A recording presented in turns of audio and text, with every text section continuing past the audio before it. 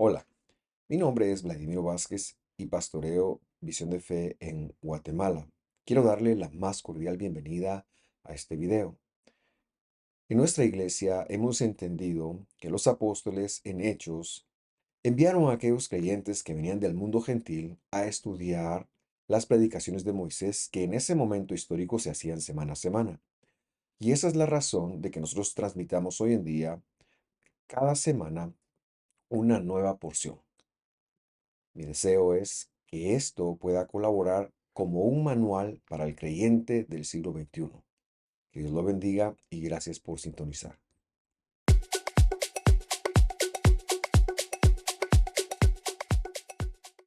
Me da muchísima alegría darle la bienvenida a la porción de hoy, la cual es Vaet Hanan y está comprendida entre el capítulo 3, versículo 23 del quinto libro de la Biblia de Barim. Se conoce en hebreo Deuteronomio en castellano y llega hasta el capítulo 7, versículo 11. Hoy veremos el tema de los límites personales y de una vez me adelanto a decirlo, esto es en función, por supuesto, de la idolatría.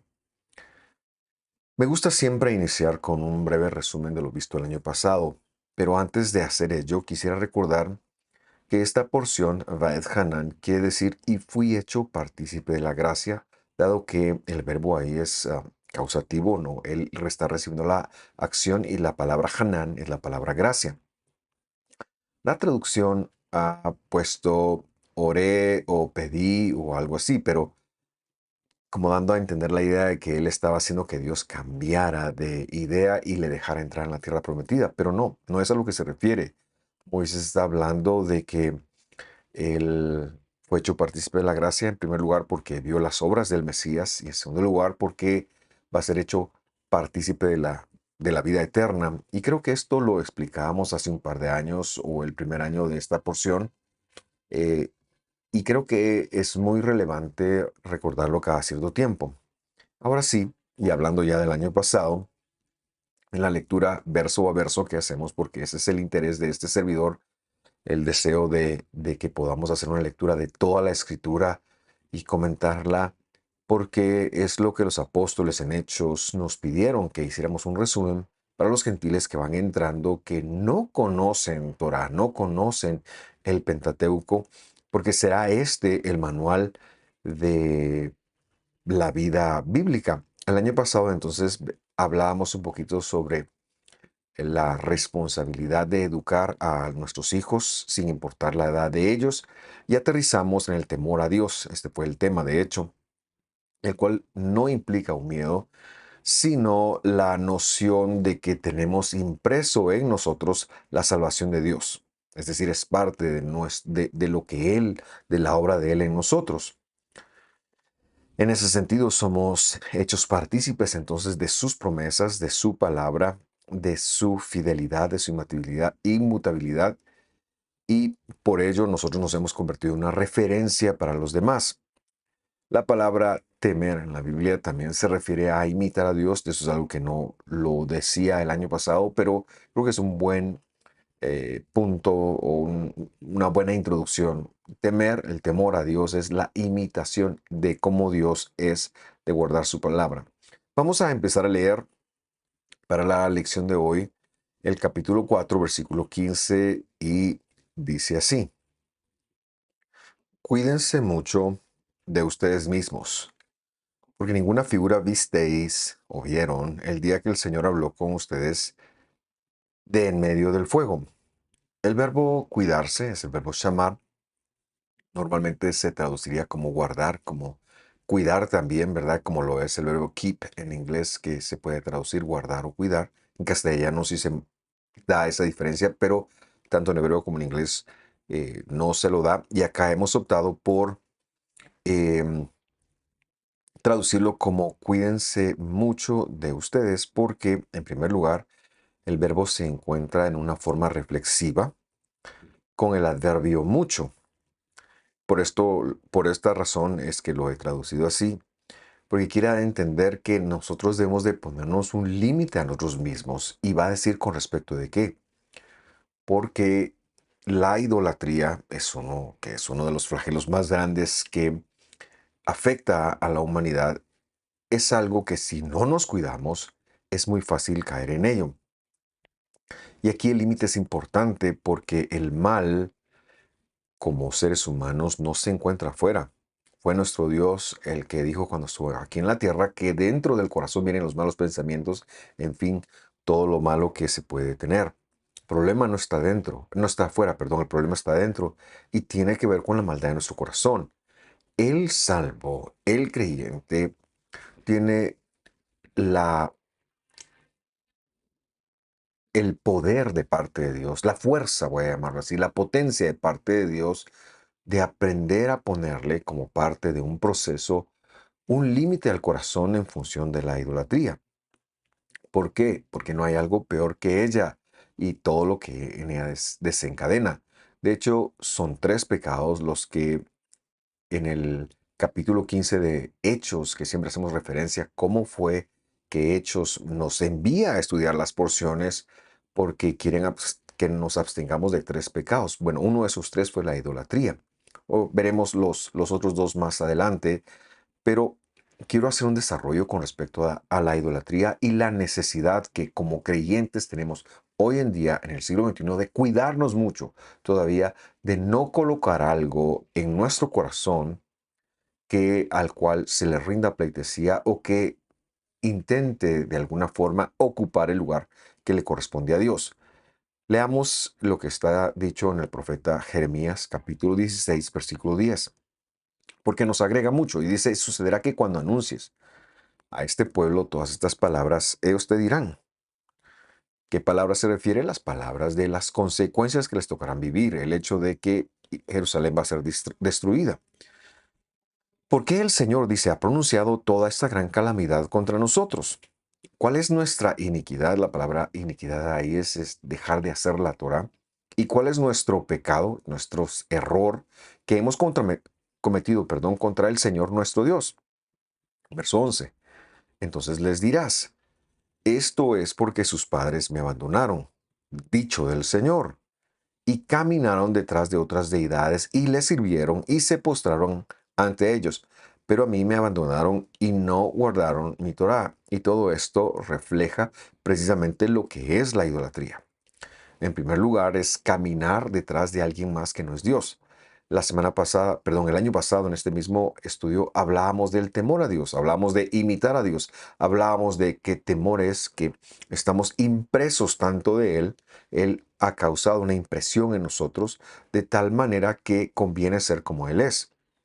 La idolatría es precisamente lo opuesto y no es compatible con la salvación.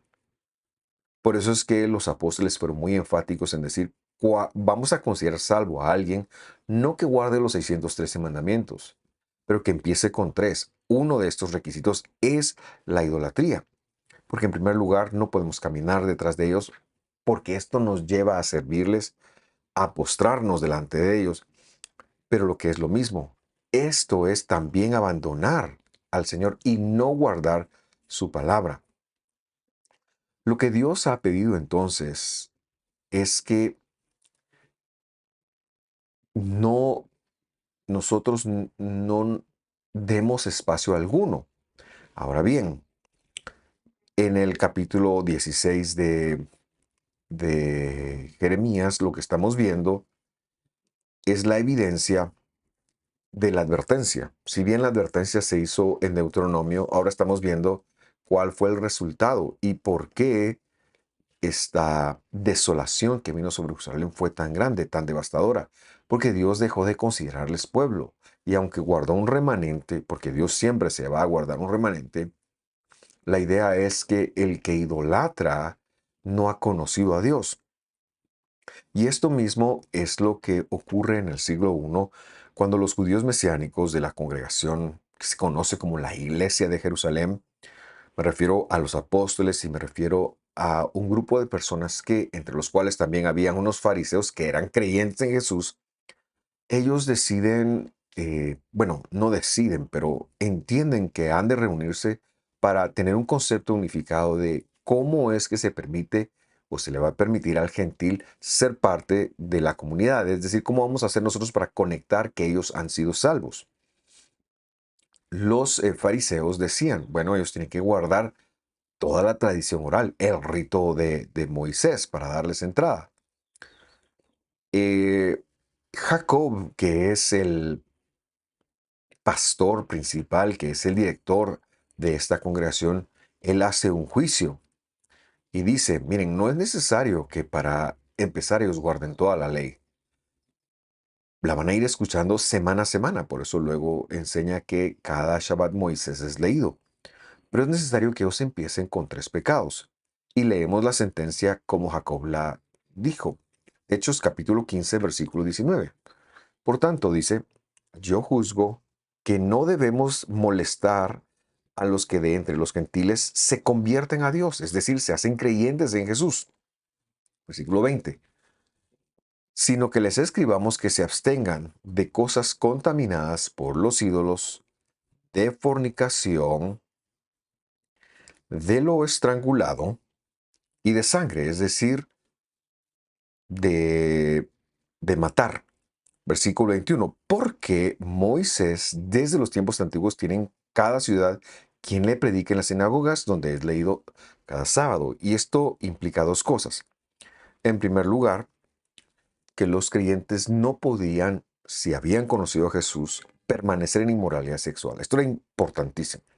Número 2, que los creyentes no podían participar de la idolatría. De hecho, la idolatría ha sido la número 1, fue la primera que dijo. En tercer lugar, de lo estrangulado y de sangre. Y esa es una forma de decir el hecho de no matar. Ni siquiera animales, dirá después, no comer de ellos. Pero aquí está hablando del mandamiento de no tomar la justicia por nuestras propias manos. Es decir, el no matarás. No matarás no solo tiene implicación de quitarle la vida a otro ser humano, sino también tiene que ver con no tomar la justicia por nuestras propias manos. El apóstol está diciendo, con estos 3 que empiecen, luego ellos tienen cada sábado, cada Shabbat, una lectura en donde poco a poco van a ir conectando, dando a entender que la intención original de los apóstoles era que los gentiles escucharan el Pentateuco, escucharan la ley, escucharan lo que usted y yo estamos hablando y se rigieran por ella, que aprendieran a vivir dentro de ello. Esto es muy distinto a como hoy en el mundo occidental se lo ve, en donde ha habido todo un ejercicio intencional por más de 1850, 1900 años de desacreditar la palabra de Dios, de desacreditar la escritura, de borrarla, de pensar que tenemos, de ser tan osados de pensar que tenemos alguna autoridad, de decir que hay algo que no vale. Porque Dios no ha anulado su palabra. Dios ha sido fiel a su palabra. No podemos pensar en que Dios anule su palabra porque entonces quizás va a anular la que hemos creído nosotros. No, está muy mal entendido todo eso. Pero mi punto es la idolatría. Así que estas personas no pueden permitirse ni un solo centímetro de idolatría. El creyente que tiene Espíritu Santo lo tiene para enfrentar en primer lugar estos 3 pecados. Ha de apartarse de idolatría. No podemos permitirnos un centímetro de idolatría. Cada vez que un cuerpo de personas se permite la idolatría, ya sea hacia una imagen, ya sea hacia una persona, ya sea hacia una doctrina o a lo que sea, que destrone a Dios, el Dios de Israel, como el punto principal de la adoración a algo, no acaba bien. Entonces, y volviendo a Jeremías, porque quiero hacer una conexión que va más allá, la idolatría nos deja sustituyendo a Dios. Y esa fue la advertencia y leíamos Jeremías para conectar cuál era la evidencia. La evidencia es Dios ahora va a quitar a este pueblo, lo va a hacer, lo va a llevar al exilio. Pero luego le dice a la gente, porque la consecuencia es que los padres han pecado. Pero luego en Jeremías 16:12 dice algo que me golpeó, porque dice, y ustedes han hecho peor que sus padres. ¿Qué es peor que idolatrar? ¿Qué es peor que rendirle pleitesía a algo que no es Dios? Dice, porque cada uno de ustedes anda tras la terquedad de su malvado corazón sin escucharle. El peor ídolo que existe es el ídolo del corazón humano. A ese es al que tenemos que ponerle más límite. No podemos pensar que hay algo bueno en nosotros. Por lo tanto, no podemos ir en contra de ninguna instrucción que está escrita, porque lo sintamos o porque tengamos unción o porque hay una experiencia, porque lo percibamos. No, es que lo que está escrito, cualquier mandamiento que está escrito, está incluso encima de nuestro corazón, porque el corazón del hombre es engañoso, porque el corazón del hombre es dado a la maldad. No podemos confiar en el corazón del hombre. No podemos confiar en nuestras percepciones, no podemos confiar en nuestras realidades cuando éstas contradicen lo que está escrito. Y por eso es que para mí, cuando hay una profecía, cuando hay una palabra que contradice, inmediatamente logramos conectar y desacreditamos eso como que no viene de Dios. Pero en el mundo creyente, en el mundo cristiano, es algo que se da mucho. Y debemos de aprender a decir que no a esos abusos, porque son a lo mejor, en el mejor de los casos, buenas intenciones, pero nadie puede hablar en nombre de Dios, en contra de la palabra de Dios, en contra de algo que está escrito, y hacemos esa advertencia como algo muy grande. ¿Por qué? Porque el mandamiento más importante es escucha, escucha. Y la escucha tiene que ver con conectar, por supuesto, con atender, con oír, en primer lugar, en segundo lugar, con entender, con procesar y en tercer lugar, con practicar. Y eso está incluso sobre las experiencias que yo pueda tener en mi vida, porque Dios sabe mejor que yo. Así que en la idolatría no hay escucha. En la idolatría se escuchan otras cosas que no son de Dios y por eso es que nosotros tenemos que ser muy enfáticos en llevar el límite a la última expresión y dejarnos guiar por lo que está escrito y por lo que está escrito en hebreo. En Visión de Fe hemos aprendido a hacer esa revisión, hemos aprendido a ir a la escritura más allá de la traducción porque entendemos que la Biblia está sobre todo.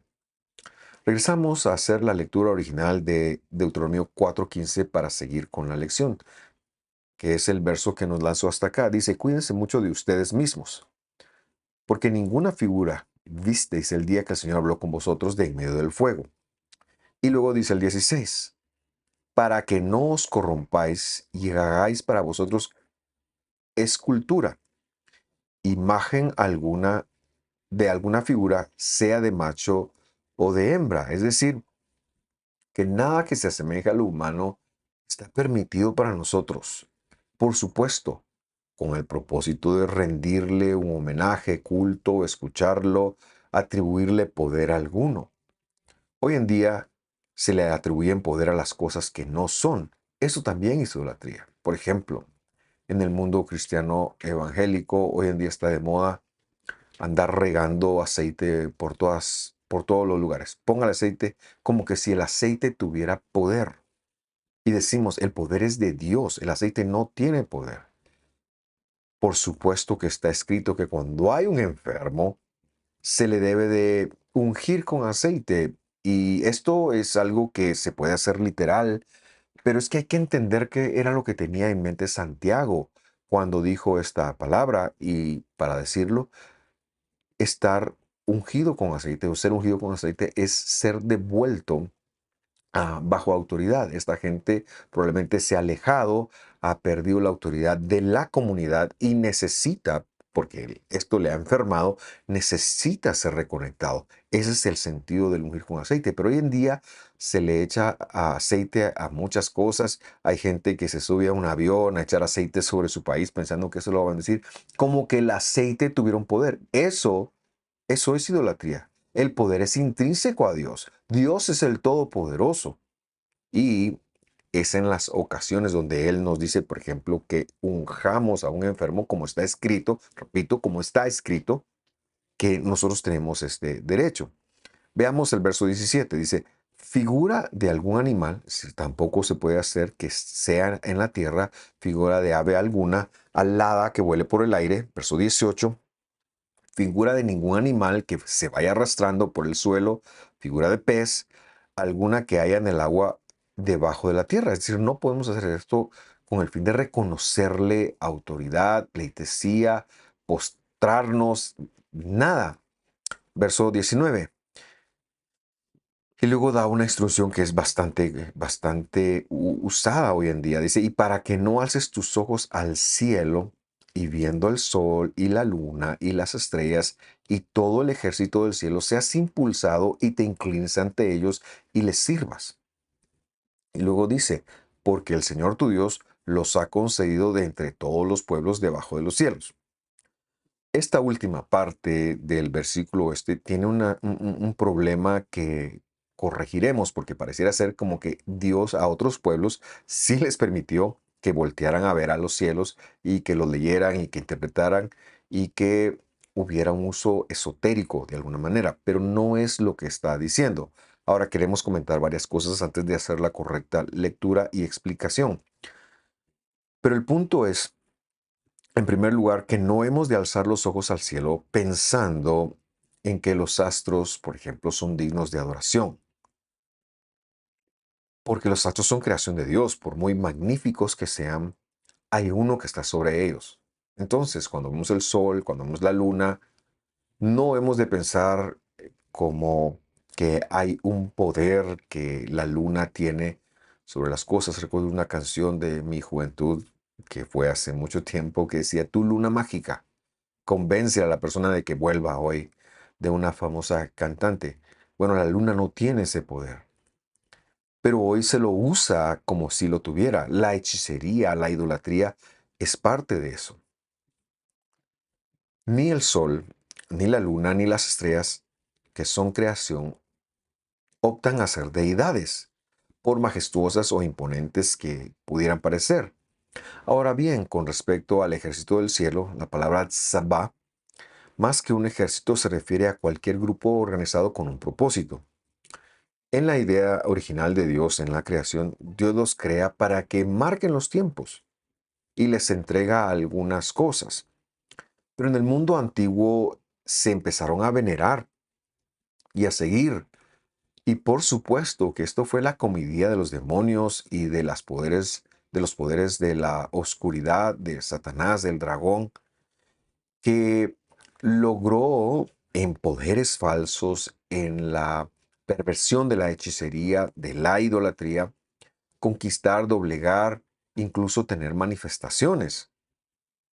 Pero la escritura está prohibiendo para usted y para mí, que somos creyentes en el Mesías, cualquier reconocimiento a un astro. La astrología nos está prohibida, aunque se venda como una ciencia.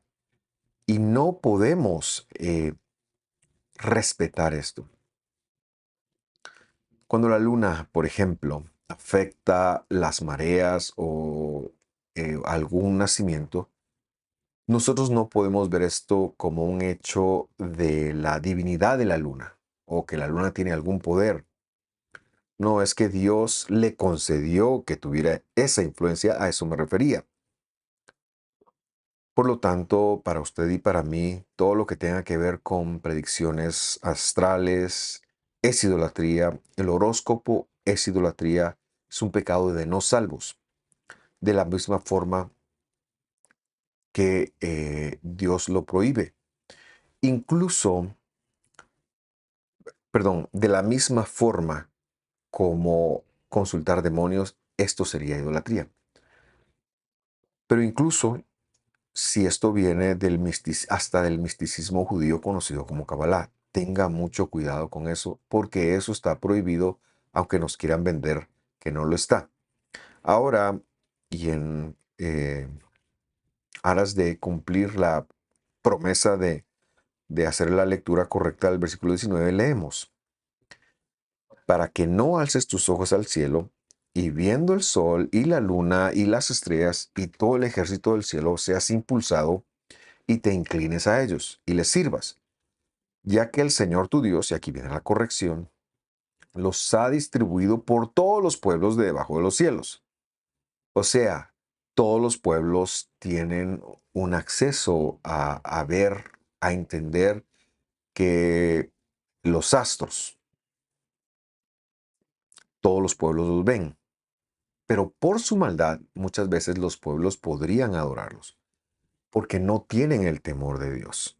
Podrían hacer incluso lecturas, incluso Hay quien, basándose en la Biblia, ha dicho, no, bueno, es que no es malo eso porque los cielos cuentan la gloria de Dios, pero no se pueden nunca utilizar para quitarle la gloria a Dios. Salmo 19, versículo 1 dice, los cielos cuentan el peso, la influencia de Dios, la gloria de Dios, y la obra de sus manos anuncia el firmamento. Ahora, no es que nosotros entonces tengamos que ver o decodificar qué significa esto, porque ahí es donde los demonios se van a aprovechar para mandar mensajes. No, lo que Dios está diciendo es que son la evidencia de que ha habido un creador, de que un creador que hace la luz en la primera estación, crea los astros en la cuarta estación. Incluso que hubiera algún secreto o algo, todo esto se puede malinterpretar y mal usar por el Satán que pervertiría. Y es que él, como padre de mentira, como origen de mentira, como la mentira originante, por supuesto que manipula a las personas que se dedican a los horóscopos, manipula la información, manipula lo que leen, está detrás de que le tiren las cartas, está detrás de cualquier acto de estos. El creyente no puede, enfáticamente lo digo, permitirse ser parte de esto. Él debe de apartarse con todo su corazón, ponerse un límite a todo lo que tenga que ver con esto. Hoy en día se vive en un mundo donde pensamos que todas estas cosas son inofensivas. Hay gente, creyentes, yo lo he visto, que hasta abren las galletitas chinas buscando un mensaje. Ah, eso quiere decir que me va a ir bien. No, eso es prohibido, eso es idolatría. Usted recibe una galleta prediciéndole que le va a ir bien, que va a estar, tire eso, ni lo vea. Eso es idolatría. Pongámonos un límite, seamos muy intencionales en ponernos un límite, porque no queremos ofender al que conoce nuestro futuro, al que verdaderamente ha pagado el precio de que nuestro futuro sea con Él y para Él. Aterrizamos en el versículo 20 y leemos. Pero a vosotros, dice, el Señor, es decir, el atributo de justicia, os tomó y os ha sacado del horno de hierro de Egipto para ser para Él por pueblo de su heredad como en este día. Esa es la razón por la que no. Porque la justicia, Dios con su justicia, imputó su justicia en nosotros. Somos justificados, lo que implica que cuando alguien entra al mundo creyente en Jesús, es una persona que, en primer lugar, recibe la justicia de Dios, el perdón de sus pecados, pero luego recibe la capacidad de apartarse de la idolatría. Esto es que Dios nos tomó del horno de hierro, es decir, del yugo del faraón, del yugo del Satán, del yugo de la muerte. Hemos pasado de muerte a vida. ¿Y cuál es el fin de todo esto? Ahí lo ha dicho en el versículo, para ser para Él. Por eso lo traduje de esta manera, para ser para Él. No es para que seamos de Él, pues. No es para ser victoriosos, para que hagamos lo que nosotros querramos, para gozarnos, para ser felices. No, es que Dios nos rescató y nos libró para ser para Él. En primer lugar, para ser para Él por pueblo. Es decir, esta palabra pueblo, aham, se refiere a un grupo de personas que tienen una identidad, que tienen algo por lo cual conocerse. Cuando llegamos a Dios, no tenemos identidad. Por supuesto, venimos del mundo, venimos del horno de hierro, le ha llamado aquí la escritura, y nuestra identidad está perdida.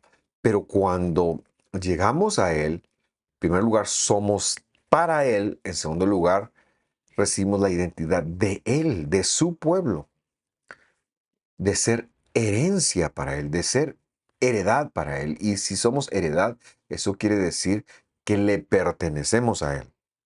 Por eso es necesario que el hombre creyente, hombre y mujer obviamente, la persona que es creyente en Jesús, ha de limitarse con respecto de lo que cualquier otro grupo de personas que tienen otra identidad venere. Él solo se puede y debe al Dios de la Biblia y a lo que en ella está escrito, ni a ninguna imagen, ni a sí mismo, ni a astros, ni a algo creado, ni siquiera a como pasó en el desierto cuando Moisés en un asta pone una serpiente para que todo aquel que la viera fuera se salvaba. Esta misma serpiente se convirtió en un objeto de hechicería años después, de tal manera que un rey de Judá tuvo que destruirla. O sea, ni siquiera podemos hacer idolatría con las cosas, con los milagros que Dios ha hecho, o como me refería al aceite, ni siquiera con eso. No, nuestro Dios es todopoderoso y nos debemos únicamente a Él. El salvo se debe únicamente al Dios de Israel, al Dios que lo salvó, al Dios que vino aquí a la tierra para pagar por Él, para hacerlo su heredad, para hacerlo su pueblo, para darle su identidad. Yo espero que esto le colabore en su crecimiento, porque de eso se trata, y queremos ser muy literales y queremos ser muy intencionales en esto, y es porque así está escrito. Que Dios lo bendiga, gracias por sintonizar y yo espero que esto le ayude y pueda usted conectarlo y pueda usted vivirlo. Un fuerte abrazo, nos vemos la próxima semana. Hasta pronto.